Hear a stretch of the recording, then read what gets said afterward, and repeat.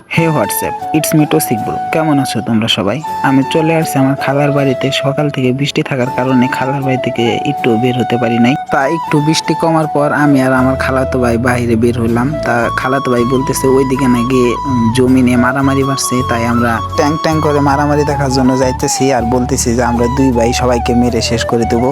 এখানে মূলত ভাই ভাই মারামারি বাড়ছে আর কি, ভাইরে ধরে ভাই মারতেছে, এটাই আর কি। আর অনেক মানুষ যায় দেখতেছে, আর দেখবে না কেন, কে ওদেরকে সারাইতে যাবে মার খাওয়ার জন্য। আমি এখানে দেখতেছি আর একটু লুকায় লুকায় ভিডিও করতেছি। এদিকে মারামারি দেখতে দেখতে ভাইয়ের গার্লফ্রেন্ড ভাইকে ফোন দিয়ে দিছে। যাই হোক, এই মারামারি দেখে একটা জ্ঞান অর্জন করলাম যে স্বার্থ ভাইকে মানে না, স্বার্থের জন্য ভাই ভাই শত্রু হয়ে যায়। এই কথা আমার খালাতো ভাইকে বলার পর খালাতো ভাই অনেক শরম পাইতেছে আর ও বলতেছে না, এরকম আমরা করবো না, আমরা অনেক মিলেমিশে থাকবো। আসলে এখানে আমার মারামারি ভিডিও করার কোনো উদ্দেশ্য ছিল না, উদ্দেশ্য ছিল একটাই, যে আসলে ভাই ভাইয়ের কিভাবে শত্রু হয়, স্বার্থের জন্য ভাই ভাইকে কিভাবে মারে, এটার জন্য আর কি আমি একটু ভিডিওটা করছি।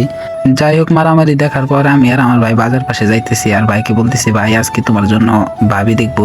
এই কথা বলার পর ভাই তো দারুণ খুশি।